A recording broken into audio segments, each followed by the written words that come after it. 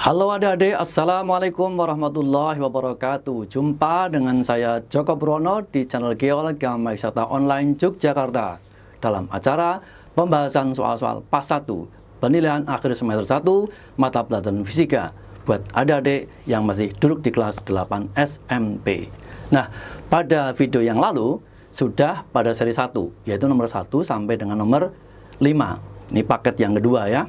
Dan sekarang akan saya teruskan lagi ke nomor 6 sampai dengan nomor 10. Oke, kalau begitu langsung saja kita simak soalnya berikut ini. Ya, nomor 6, perhatikan gambar. Ada gerobak dan diberikan 3 gaya. Yang ke kanan X, yang ke kiri ada 2, 10 Newton, dan ini gaya gesek antara roda dengan lantai ya, dengan jalan. Itu 3 Newton. Agar gerobak berjalan ke arah kanan dengan gaya sebesar 20 Newton, maka besarnya gaya X adalah A 20 Newton, B 23 Newton, C 30 Newton, dan D 33 Newton. Oke, mari kita bahas bersama-sama. Oke, cara mengerjakannya begini. Untuk gaya, ada aturan main bahwa yang ke kanan kita anggap apa? Positif ya, ini positif. Yang ke kiri itu dianggap negatif. Ini negatif, ini juga negatif. Nah, kalau begitu, yang ditanyakan adalah agar gerobak berjalan ke arah kanan. Sehingga kita pakai rumus sigma F atau jumlah gaya ya. Apa jumlah gayanya? Gaya ke kanan X dikurangi yang ke kiri. Berapa? 10. Kurangi lagi 3. Ini ketemunya harus berapa? Harus 20 Newton. Langsung sama dengan 20. X dikurangi berapa ini? 13 ya. 13 sama dengan 20. Sehingga X-nya sama dengan 20 ditambah 13. 33 Newton. Yang mana ada, adik? Ya, yang D. Paham ya? Oke, kita lanjutkan ke nomor 7. Sebuah benda yang masanya 2 kg mula-mula ditarik dengan gaya 10 Newton. Jika di atas benda diletakkan benda lain sebesar 1 kg dan gaya yang bekerja pada benda dikurangi 4 Newton, percepatan kedua benda adalah A. 4 meter per sekon kuadrat, B. 3 meter per sekon kuadrat, C. 2 meter per sekon kuadrat, dan D. 1 meter per sekon kuadrat. Mari kita bahas bersama-sama. Baik, kita bahas percepatan A. Itu rumusnya adalah F dibagi M ya. Hukum kedua dari Newton. Nah, kemudian coba kita lihat. Massa mula-mula 2 kg, sekarang ditambah 1 kg. Jadi masanya berapa? 3. Oke? Gayanya mula-mula 10 Newton. Kemudian katanya dikurangi 4 Newton. Masih berapa? Masih 6. F-nya 6 Newton. Kalau dimasukkan, percepatannya menjadi apa? 6 dibagi 3 sama dengan 2 meter per sekon kuadrat. Oke ya, mudah ya. Jawabannya yang mana? Jawabannya yang C, adik-adik. Yoi, kita lanjutkan ke nomor selanjutnya. Nomor 8. Perhatikan gambar. Di sini ada gerobak ditarik ke kanan dengan gaya F1 46 Newton dan gaya gesekan antara roda dengan jalan itu F2 4 Newton ya, arahnya ke kiri melawan gerakan. Kemudian jika kereta di atas dipindahkan sejauh 20 meter, maka pernyataan berikut yang benar adalah, yuk. A. Usaha yang dilakukan kedua gaya sebesar 840 Joule. B. Usaha yang dilakukan gaya F1 sebesar 80 Joule. C. Usaha yang dilakukan gaya F2 sebesar 920 Joule. D. Usaha yang dilakukan gaya F2 sebesar 0 Joule. Oke, mari kita cek satu persatu. Oke, kita hitung bersama-sama ya Dek ya. Kita cek satu persatu, baik F1 maupun F2 maupun nanti kedua-duanya. Yang pertama, oleh gaya F1 ya. Usahanya W1 adalah F1 kali S. Berapa F1-nya? 46 dikalikan S-nya berapa Dek? Nih, 20 meter ya.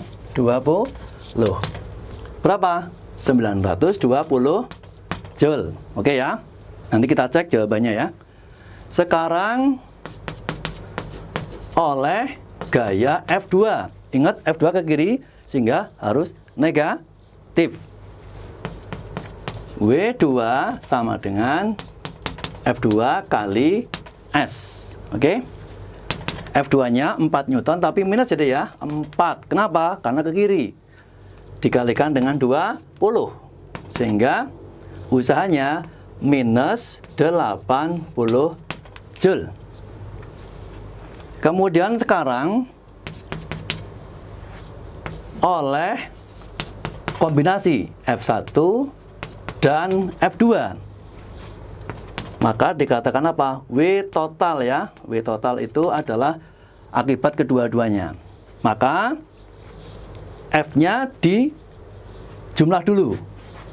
Ini 46. Nah, F2-nya karena ke kiri itu minus. Jadi 46 dikurangi 4 alias 42 ya. W total sama dengan nih sigma F dikalikan S. Sigma F-nya adalah 46 dikurangi 4 ya, langsung aja ya. Jadi ini 42 dikalikan S-nya 20. Berapa ketemunya? Ketemunya adalah 840 Joule. Nah, dari data ini mari kita cek di jawaban yang mana yang paling tepat. Oke? Kita menuju ke jawaban. Coba kita lihat yang A. Usaha yang dilakukan kedua gaya sebesar 840. Kedua gaya berarti ini 840. Oke, ternyata benar ya. Oke, yang A itu benar. Kalau begitu, jawaban tentu sudah yang A. Yang lainnya nggak usah dicek. Tapi kalau dicek nggak apa-apa untuk belajar ya. Contoh, ini jawabannya yang A.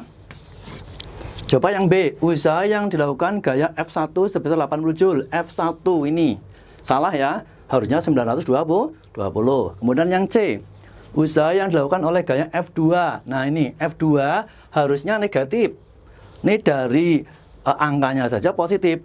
Ini otomatis salah. Ini juga salah. Yang D, usaha yang dilakukan oleh gaya F2 sebesar 0. Bukan ya. F2 itu ada ini sebesar berapa? Minus 80. Baik, kalau begitu jawaban yang tepat adalah yang A. Oke, kita teruskan ke nomor selanjutnya. Yuk kita lihat nomor 9. Perhatikan gambar. Ini ada benda atau balok dikenakan dua gaya ini ya. F1 ke kanan, F2 ke kiri. Kemudian ini baloknya bergeser sejauh S. Data hubungan antara usaha, gaya, dan perpindahan berikut ini yang benar adalah. Coba kita lihat datanya ya. Oke.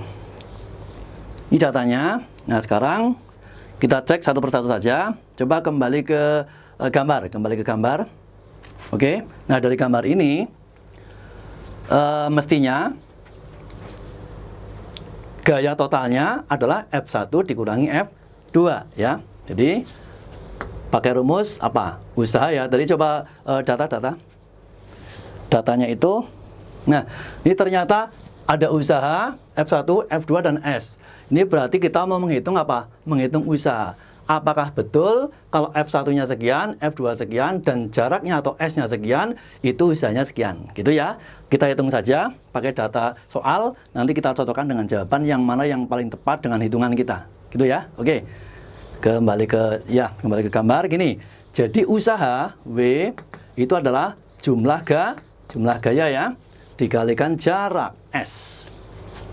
Jumlah gaya itu F1 dikurangi F2 dikurung kemudian dikalikan jarak. F1-nya itu Kalau misalkan data, coba yang tadi data, nah coba ya yang A ya. Kalau misalkan kita cek yang A, oke, coba yang A. Yang A F1-nya 5. 5 dikurangi 15. Kan minus tadi. Kalau minus, otomatis usahanya harusnya ketemunya minus. Dari ini aja udah kelihatan salahnya. Kan 5 dikurangi 15 tentu minus 10 dikalikan 2 harusnya min 20 gitu ya. Ini salah ya, salah. Coba yang B, F1 dikurangi F2, 15 dikurangi 5 berapa? 10 dikalikan 2 20 harusnya. Ini 200 kebanyakan ya. Yang C ini salah juga, sama dengan yang A ya, salah. Maka jawaban yang D. Coba kita cek. 15 dikurangi 5 berapa? 10 dikalikan 2 20. Usahanya 20. Pas. Oke ya. Yap. Kita ke nomor selanjutnya. Baik adik-adikku, sekarang sampailah kita ke soal terakhir pada pertemuan kali ini, yaitu soal nomor 10. Nomor 10, perhatikan gambar katrol di bawah. Data pesawat sederhana berikut yang memiliki keuntungan mekanik sama dengan sistem katrol di atas adalah, saya ulang lagi ya, data pesawat sederhana berikut yang memiliki keuntungan mekanik sama dengan sistem katrol di atas, seperti ini. Nah, kita lihat jawabannya dari A sampai D coba. Yang A, pengungkit dengan lengan kuasa 1,5 dan lengan beban 1 meter. Ini saya tulis dulu ya, karena ini biar nanti halamannya nggak bolak-balik. Yang A ya, yang A itu pengungkit dengan lengan kuasa. Lengan kuasa itu LK itu ya. LK-nya 1,5 meter. Kemudian lengan beban atau LB. LB-nya 1 meter. Sekarang yang B. Yang B bidang miring dengan tinggi. Tinggi itu H ya dek ya. H sama dengan 2 meter. Dan panjang papan miring. Panjang papan miring itu adalah S. S-nya 4 meter. Kemudian yang C, pengungkit dengan lengan kuasa atau LK sama dengan 1 meter.